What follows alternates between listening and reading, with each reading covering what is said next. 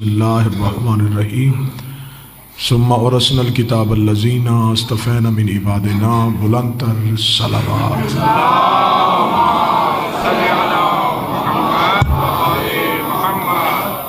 دعائے مالکان ذکر بندگان ذکر کا وارثان ذکر کی بارگاہ میں پیش ہونا قبول و منظور فرمائے۔ اللہ مرحوم و مغفور جن کے بلندی درجات کی یہ مجلس ہے، سید عباس علی شاہ، سید افتخار حسین جعفری، شہداء میں سے سید سجاد حسین گیلانی، سید سجاد اکبر جعفری، حاضرین کے جتنے مرحومین ہیں، شہداء ملت جعفریہ ہے، میرا مالک تمام کی درجات بلند فرمائے۔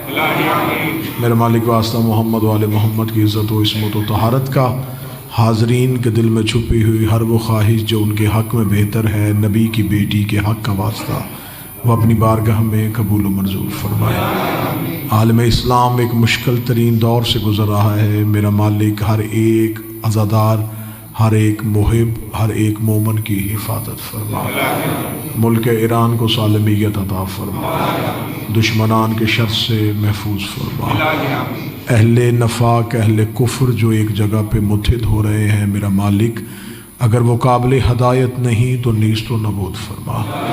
اس زمانے کی بگڑتے ہوئے صورتحال متقاضی ہے کہ وہ جلد از جلد ظہور فرمائے، جن کے آنے کی وجہ سے زمانہ امن سے دوچار ہوگا، میرے مالک کے ظہور میں تعجیل فرمائے، ہم گنہگاروں کو مالک کے ناصرین میں شمار فرمائے، دعائیں قبولیت تک پہنچائیں، سہارا درود کر لیں، بلند آواز سے صلوات پڑھیں، اللہم صلی علی محمد۔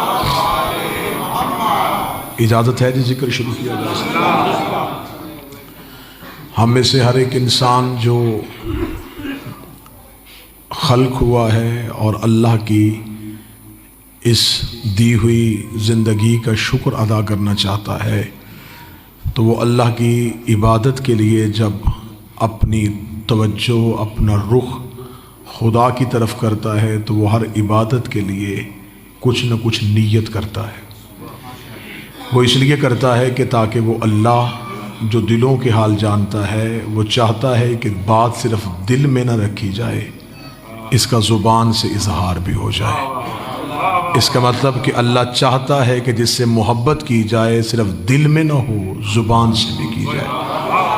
تو خداوند متعال جب ہماری عبادت میں ہمیں دیکھنا چاہتا ہے تو وہ ہم سے جو واجب ارکان ہیں ان میں سے ایک واجب رکن ہے نیت۔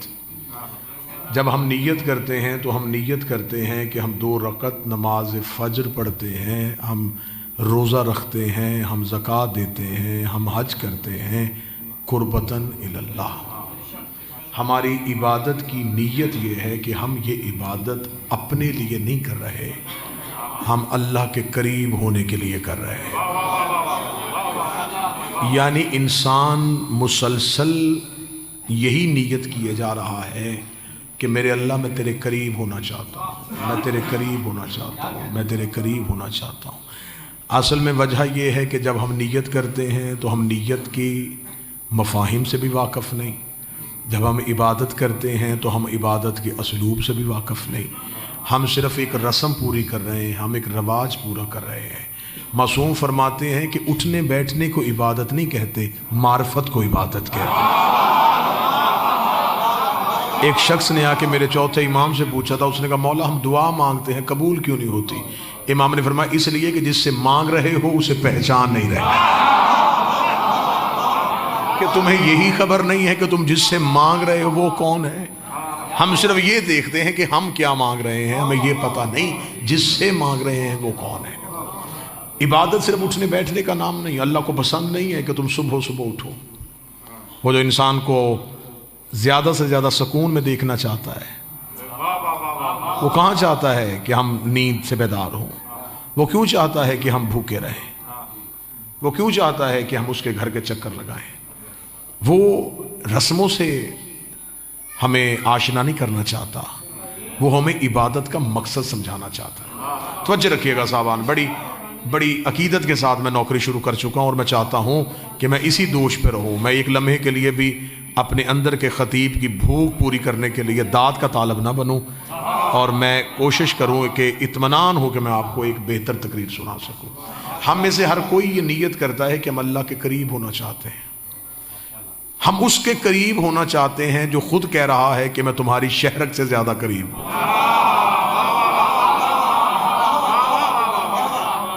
ہم کس کے قریب ہونا چاہ رہے ہیں؟ اس کے جو خود کہہ رہا ہے نحن اقرب علیہ من حبل الورید، کہ ہم تمہاری شہرک سے زیادہ قریب ہیں.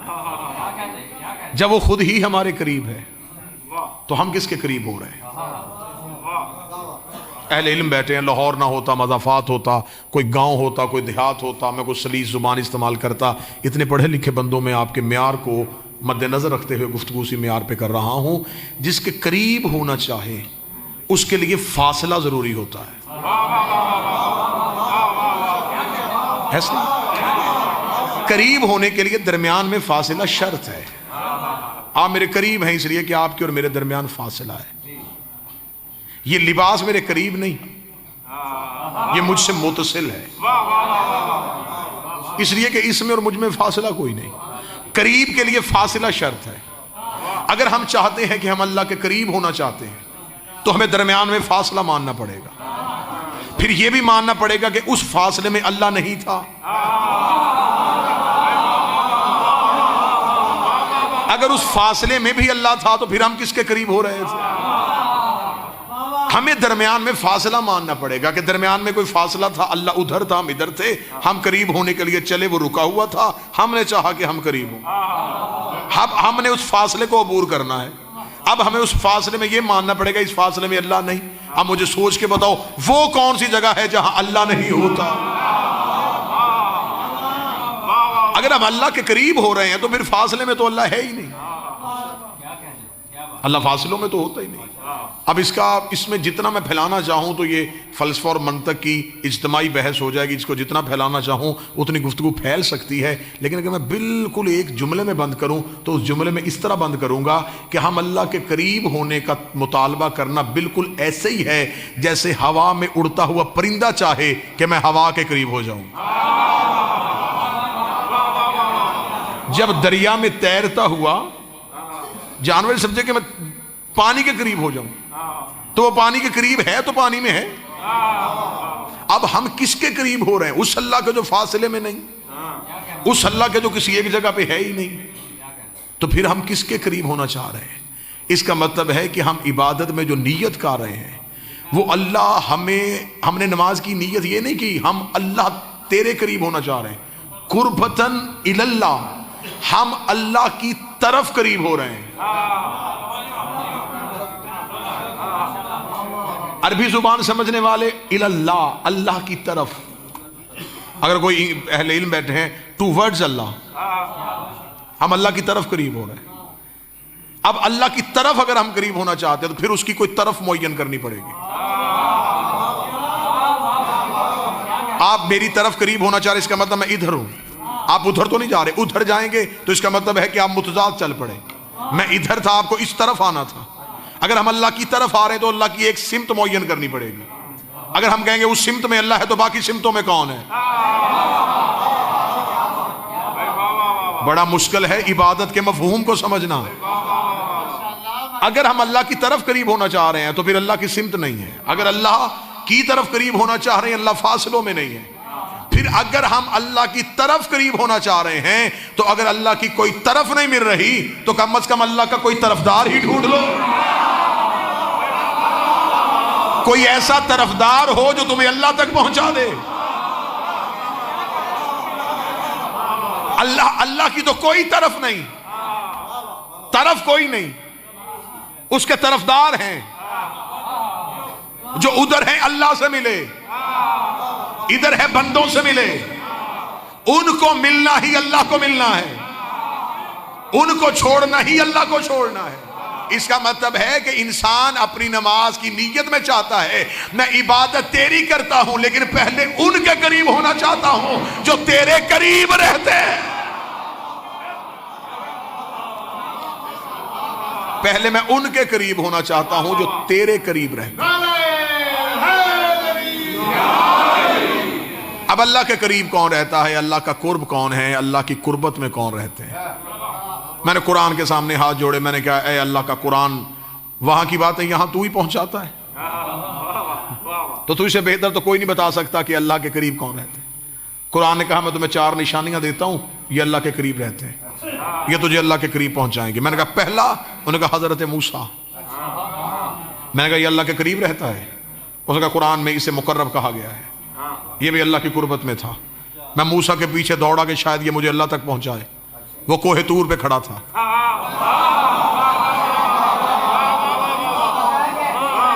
میں نے حضرت موسیٰ کو کوہ طور پہ دیکھا، میں نے کہا اے کلیم اللہ، میں تو تیری طرف آیا تھا، تو مجھے اللہ کی طرف لے کے جائے، تو خود یہاں کھڑا ہے۔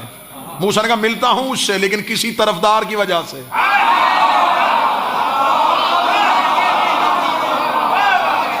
ندا آتی ہے مجھے اس کی، پکار آتی ہے، میں سنتا ہوں اس کی گفتگو کو، لیکن وجود میں نہیں۔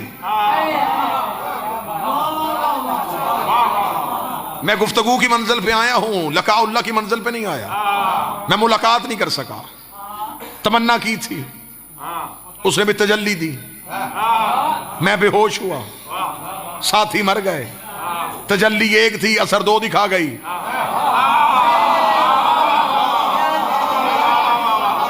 موسیٰ امت جیسے ہوتے تو شاید موسیٰ بھی بے ہوش ہو جاتے، موسیٰ بھی خاکسر ہو جاتے۔ موسیٰ کا ظرف اور تھا، امتیوں کا اور تھا، وہ جل گئے، یہ صرف بے ہوش ہوا۔ تجلی 1 تھی، جلوے کئی تھے۔ پہاڑ کا ظرف اپنا تھا، ساتھیوں کا اپنا تھا، موسیٰ کا اپنا تھا۔ خیر گفتگو کا مرکز اس وقت حضرت موسیٰ کی ذات گرامی نہیں، موضوع ہے قرب پروردگار۔ تو موسیٰ تو ملاقات کر سکا؟ فرمایا نہیں، کوہ طور پہ رہا۔ میں نے قرآن سے کہا تو نے مجھے موسیٰ کی طرف بھیجا تھا، وہ کوہ طور پہ کھڑا ہے۔ اس سے بھی کوئی آگے گیا، اس نے کہا ہاں ایک گیا ہے، مریم کا بیٹا، بطول کا بیٹا تھا۔ میں حضرت عیسیٰ کے پیچھے دوڑا، میں نے کہا اے مریم زادہ، اے بطول کا بیٹا، اللہ کے قریب کر۔ اس نے کہا کیسے قریب کروں، میں تو خود چوتھے پہ کھڑا ہوں۔ میں نے کہا مجھے تو قرآن نے کہا تھا تو قریب ہونے کی غرض سے گیا تھا۔ اس نے کہا چاہتا میں بھی تھا میں اس کے قرب میں پہنچوں۔ اس نے کہا تو بھی انتظار کر، میں بھی انتظار کرنے والوں میں سے۔ مجھے اس نے چوتھے آسمان پہ روک دیا۔ میں نے کہا تو چوتھے آسمان پہ رک گیا، تو نے یہاں سے کوئی آگے جاتا دیکھا؟ اس نے کہا ہاں میں نے روز گزرتے ہوئے دیکھتا ہوں جبریل کو، وہ وہاں سے یہاں آتا ہے، یہاں سے وہاں جاتا ہے، تو جبریل کا پلو پکڑ، جبریل تجھے اللہ کے قرب میں لے جائے گا۔ موسیٰ نے واپس بھیج دیا تھا، عیسیٰ نے رخ بدل دیا تھا، میں جبریل کے دروازے پہ پہنچا۔ میں نے کہا اے علی کا شاگرد، تو بھی علی کے دروازے پہ آتا ہے، میں بھی علی کے دروازے پہ جھکتا ہوں۔ تو حسنین کا درزی ہے، میں حسنین کا ماتمی ہوں۔ تو بطول کا نوکر ہے، میں بھی بطول کے دروازے پہ سجدہ کرتا ہوں۔ تو مجھے اللہ کے قریب کرے گا۔ لاہور والوں، میں جبریل کے پیچھے دوڑا، جبریل سدرۃ المنتہا پہ کھڑا کانپ رہا تھا۔ میں نے جبریل کو کانپتے ہوئے دیکھا، میں نے کہا کوئی تجھ سے بھی آگے گیا ہے؟ اس نے کہا میں رک گیا تھا، محمد جوتی پہن کے چلا گیا۔ نالین مصطفیٰ، نالین مصطفیٰ، نالین مصطفیٰ چلی گئی ہے قرب پروردگار میں۔ اس کا مطلب ہے اللہ کے قرب کے لیے ان میں سے کسی ایک کے ساتھ ہونا ضروری ہے۔ ان 12 میں سے کوئی بھی تمہیں اپنے قرب میں لے لے، وہ تمہیں اللہ کے قرب میں لے جائے گا۔ نوجوان طبقہ کی اکثریت ہے، مجھے بول کے بتاؤ جو حضرت مصطفیٰ سرکار ختمی المرتبت کے پاؤں میں نالین تھی، وہ کسی دھات کی بنی تو نہیں تھی، چمڑے کی تھی۔ چمڑا ہوتا ہے جانور کا، جانور کی کھال مصطفیٰ کے پاؤں میں آئی، قرب میں چلی گئی۔ نہیں نہیں نہیں نہیں نہیں، ابھی مجمع وہاں نہیں پہنچا۔ جانور کی کھال مصطفیٰ کے پاؤں میں آئی، قرب میں پہنچ گئی۔ اس کا مطلب جانور بھی ان کے ساتھ منسوب ہو جائے، یہ اسے بھی قرب پروردگار کی منزل میں لے جاتے ہیں۔ ہم شیعہ بھی گھوڑے کی پوجا نہیں کرتے، قربتاً اللہ سمجھتے ہیں۔ مالک حسین عزت ہے۔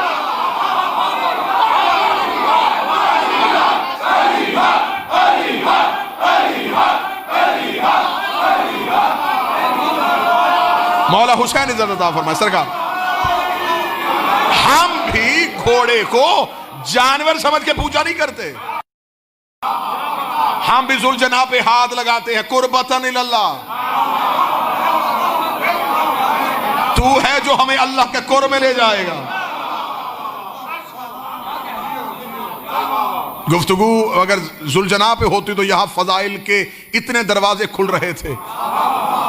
کیا بتاؤں، کربلا میں انسان حسین سے ہٹے تو ہمیشہ کے لیے غارت ہو گئے، جانور منسوب ہوا ہمیشہ کے لیے معزز ہو گیا.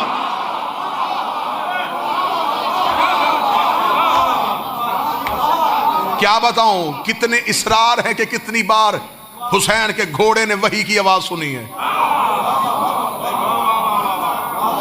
کتنے سر تھے یہاں پہ حسین کی سواری کے.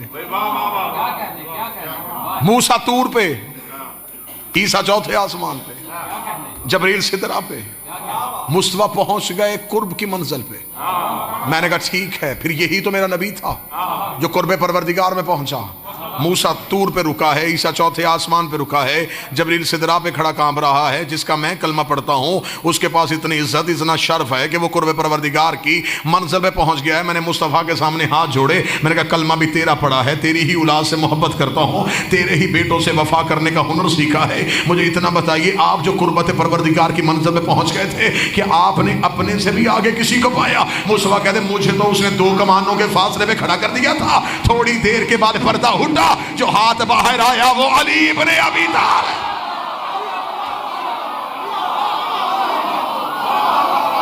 اس کا مطلب ہے کہ قرب پروردگار پانے کے لیے علی کا ہونا ضروری ہے.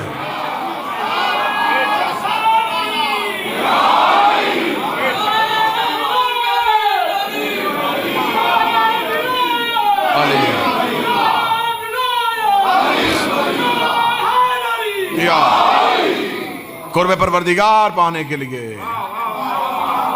ان کا وسیلہ ضروری ہے، ان کے بغیر تو وہ ملتا ہی نہیں.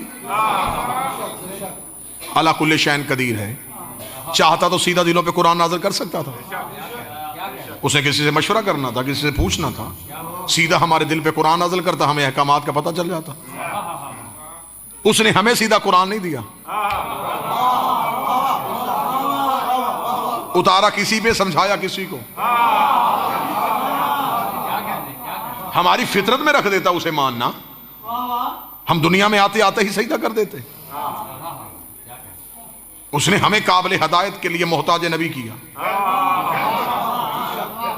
میرے مالک تو نے ہمیں انسانیت اشرف المخلوقات سے مرصع کیا تھا، تو میرے مالک تو ہمیں اپنی حاکمیت منوانے کے لیے ہماری خلقت، ہماری جبلت، ہماری فطرت میں رکھ دیتا کہ ہم تجھے مانیں. میرے مالک تو نے ہمیں محتاج کیوں کیا؟ فرمایا تمہیں سمجھانے کے لیے کہ جب میں ان کے بغیر تم تک نہیں آتا تو تمہاری عبادت ان کے بغیر قبول کیسے کروں؟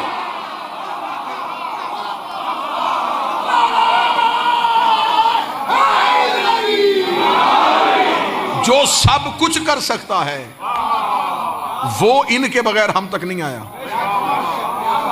ہم تو کچھ بھی نہیں کر سکتے، تو ہماری عبادت ان کے بغیر قبول کیسے کریں؟ اسے سجدوں کی کثرت سے غرض نہیں، اسے خلوص چاہیے.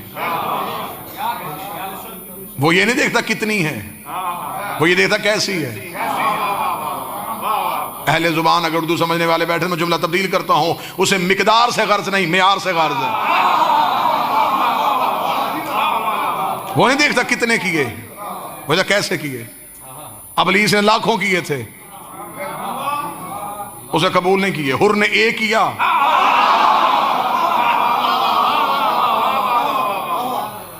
اچھا، ابلیس کے سجدوں میں اور حر کے سجدے میں فرق کیا تھا؟ وہ قریب رہ کے بھی قرب کو نہ سمجھ سکا. وہ فرشتوں میں بیٹھا تھا لیکن قرب پروردگار کو نہ سمجھ سکا. اس نے کہا صرف تجھے مانوں گا، قرب کو نہیں مانوں گا. کیا کہا تھا اس نے یہ کہا تھا، اس نے کہا میں نماز پڑھوں گا تیرے لیے. وہ اس رستے سے کا منکر ہو گیا. اس نے کہا قربتاً نہیں، صرف تجھے مانوں گا. فرمایا مجھے نہ مان، قربتاً اللہ کے رستے سے آ. مجھ تک آنے کے لیے ایک ہی رستہ ہے، قربتاً اللہ. اگر تو چاہتا ہے مجھ تک آنا تو اچھا مجھے بتا، تو مجھے مانتا ہے؟ کہتا مانتا ہوں. فرمایا پھر یہ کون ہے؟ کہنے لگا مجھے نہیں پتا یہ کون ہے. فرمایا پھر لعنت نہیں اس عبادت پہ جو مجھے مانتا ہے انہیں نہیں مانتا. تیری عبادت عبادت نہیں، کیونکہ تو قربت کو نہیں سمجھ سکا۔ حر کے پاس ایک سجدہ تھا لیکن قرب والا تھا، وہ ڈائریکٹ اللہ تک نہیں گیا۔ ہاں اگر حر یزید کے لشکر میں رہ کے بھی اللہ سے معافی مانگتا شاید پھر بھی قربت کی منزل پہ نہ پہنچتا، یقیناً قربت کی منزل پہ نہ آتا۔ وہ پہلے آیا اللہ پہ،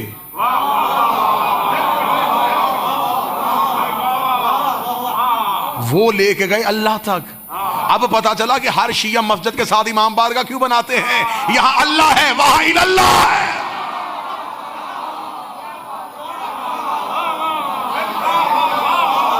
ہم اللہ سے ہو کے اللہ تک آتے ہیں۔ ہم سے پوچھو کہ ہم کربلا کیوں جاتے ہیں؟ اللہ کے لیے۔ ہم مجلسیں کیوں کرواتے ہیں؟ اللہ کے لیے۔ یہ ہے اللہ، یہ ہے رستہ۔ اچھا، رستے کے ہاں ایک خاصیت ہے، یہ جاتا بھی نہیں اور پہنچا بھی دیتا ہے۔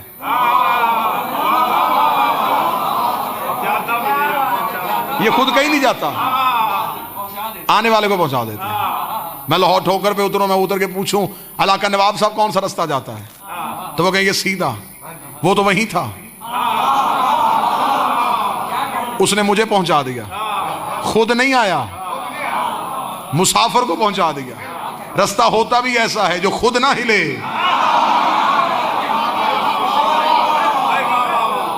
مسافر کو پہنچا دے۔ اور رستے کی ہاں دوسری خاصیت ہوتی ہے، یہ ایک وقت میں کئی مسافروں کو ان کی کئی منزلوں پہ پہنچا دیتا ہے۔ اب پتا چلا کہ علی 40 جگہوں پہ افطار کرنے کیسے چلے گئے۔ رستہ ہوتا ہے الہ، یہ ہے اللہ، یہ ہیں ہمیں اللہ تک پہنچانے والے۔ کیوں؟ وہ دکھائی نہیں دیتا تھا۔ انسان کی فطرت ہے، انسان ماننے سے پہلے یقین کرتا ہے۔ وہ نظر نہیں آ رہا تھا، وہ بول نہیں رہا تھا، وہ گفتگو نہیں کر رہا تھا، وہ کچھ بھی۔ اب اس کو منوانا کتنا مشکل تھا۔ انہوں نے ایسا منوایا کہ زمانے نے دیکھنے کی حسرت اس لیے نہیں کی کہ انہوں نے آ کے کہہ دیا اشہد ان لا الہ الا اللہ۔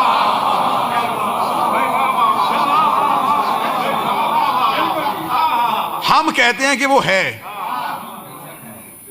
انہوں نے سب سے پہلے اشہد ان لا الہ الا اللہ کہا۔ آج ساری دنیا کہہ رہی ہے، آج سارے مسلمان کہہ رہے ہیں اشہد ان لا الہ الا اللہ۔ ہم گواہی دیتے ہیں وہ ہے بھی، گواہی تم گواہی کیسے دے رہے ہو؟ گواہی کا شریعت میں قانون ہے شاہد ہو وہ حاضر علی شیء، گواہ وہ ہوتا ہے جو چیز پہ حاضر ہو۔ کانوں سے سنی گواہی تو عدالت قبول نہیں کرتی۔ وہ پوچھے چشم دید گواہ ہے، یہ واقعہ ہوتے ہوئے دیکھا؟ جی نہیں، ادھوری ہے تیری گواہی، دیکھا ہی نہیں تو گواہی کیسی؟ تم سب سے بڑی گواہی دے رہے ہو اللہ کے ہونے کی، اور وہ بھی ادھوری ہے۔ جب تم نے دیکھا ہی نہیں پھر گواہی کیسی؟ پوری دنیا کے مسلمان آنکھوں کے سامنے کھڑے کرو، جب تم نے اللہ دیکھا نہیں پھر گواہی کیسی دے رہے ہو؟ اس نے کہا انہوں نے کہا ہے تو ہم نے کہا ہے، پھر مان، ان کی ہے کا نام توحید ہے۔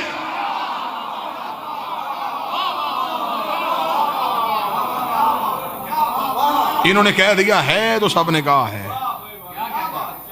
آج پوری دنیا ان کی گواہی پہ گواہی دے رہی ہے۔ نوجوان گواہی انہوں نے دی ہے، باقی سب نے کاپی پیسٹ کیا ہے۔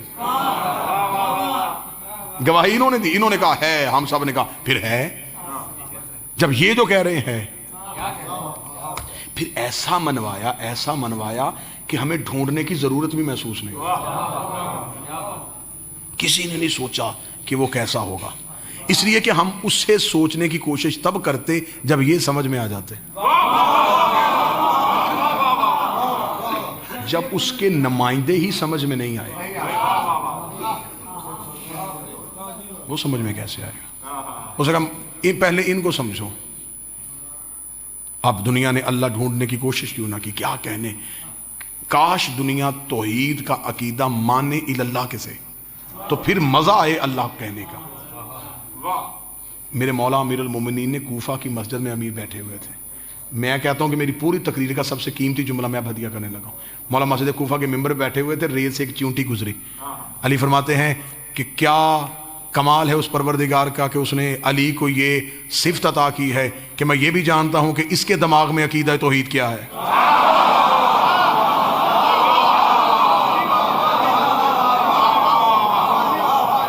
علی فرماتے ہیں یہ چونٹی بھی اللہ مانتی ہے, لیکن علی جانتا ہے اس کا عقیدہ توحید کیا. ہم اللہ کسے مانتے ہیں؟ طاقتوں کے مرکز کو. ہمارے پاس اللہ کے ہونے کی دلیل ہر ایک کے ذہن میں توحید جدا ہے. قطعاً یہ نہ سمجھنا کہ ہم سارے ایک جیسا عقیدہ توحید رکھ رہے ہیں. کنویں میں رہنے والا مینڈک پوری کائنات کنواں سمجھتا ہے, اسی کو کنویں سے باہر کبھی نکلا ہی نہیں. ہم یہ سمجھتے ہیں کہ صرف طاقتوں کے چشمے کو, مرکز کو اللہ کہتے ہیں. اس سے باہر نکل کے دیکھو کہ اللہ کے ہونے کی دلیل کیا ہے. پھر مجھ سے کوئی پوچھے کہ تیرے پاس کیا جملہ ہے, تو میں تو یہی کہہ دیتا ہوں کہ مجھے اللہ کی طاقتیں, مظہر, سب کچھ دیکھنے کی ضرورت اس لیے نہیں ہوئی کہ میرے پاس اللہ کے ہونے کی ایک ہی دلیل ہے, علی کی پیشانی.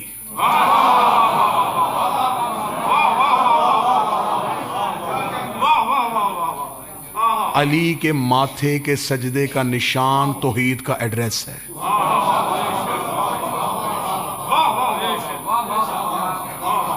علی کے پیشانی کا محراب باب اللہ ہے. یہ ہمیں اللہ تک پہنچاتا ہے.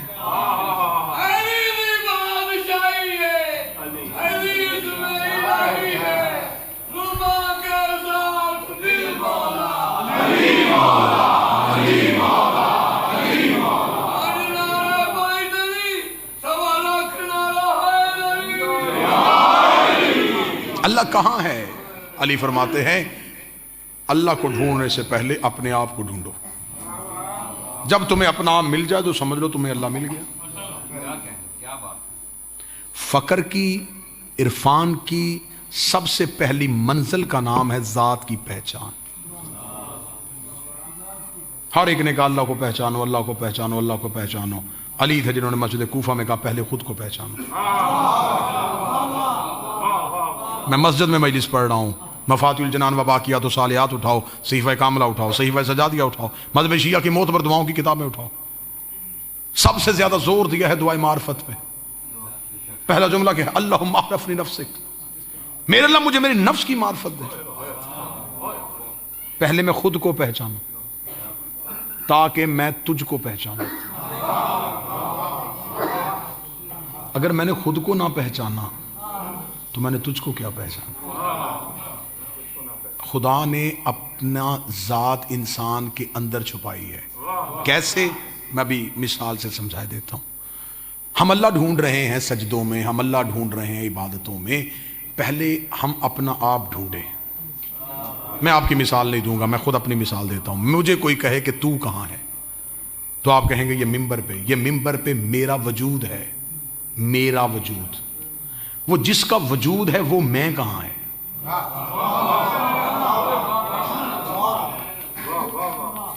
فلسفہ اور منطق کی بحث ہے جسے میں آسان لفظوں میں کرنے لگا.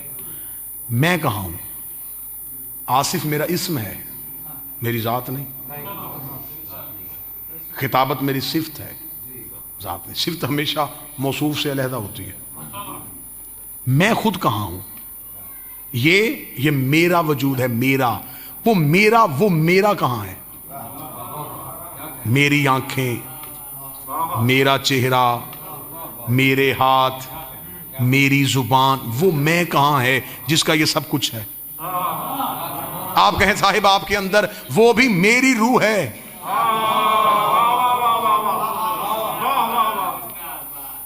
روح بھی ذات نہیں, میری. تو پھر میں کہاں ہوں؟ وجود بھی میرا ہے, روح بھی میری ہے. انسان مر جائے تو لوگ کہتے ہیں زید کی میت. زید کہاں ہے؟ وہ جس کی میت ہے وہ خود کہاں ہے؟ تو خدا نے انسان کو بنا کے اس کے وجود میں گم کر دیا. خدا نے کہا میرے ہونے کی سب سے بڑی دلیل ہے تیرے اندر تیری ذات. جب تجھے تو مل جائے سمجھ لینا تو نے مجھے پا لیا۔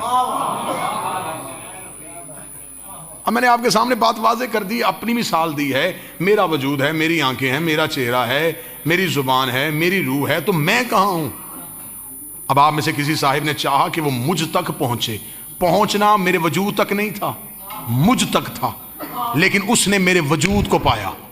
جس نے وجود پا لیا اس نے مجھے پا لیا۔ اس لیے وجود تھا میری ذات کا مظہر، وجود نے مجھے منوایا، وجود نے میرے ہونے کی دلیل قائم کی۔ جس نے میری ناراضگی دیکھنی تھی اس نے میرا چہرہ دیکھا، جس نے مجھے ملنا تھا اس نے میرا ہاتھ دیکھا۔ خدا نے کہا مجھے بھی سجدوں میں تلاش کرنے سے پہلے پہچانو وجہ اللہ کسے کہتے ہیں، عین اللہ کسے کہتے ہیں۔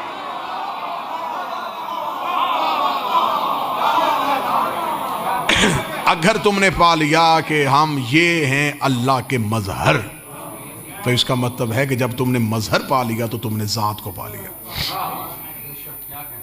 میں بار بار مثال دے رہا ہوں تاکہ نوجوان جن کا تعلق کالجز یونیورسٹیز کے ساتھ ہے وہ بات کو بہتر سمجھیں۔ پانی دو گیسوں کے مجموعے کا نام ہے، ہائیڈروجن پلس آکسیجن۔ یہ دونوں ملتی ہیں تو پانی کو وجود دیتی ہیں۔ وہ دونوں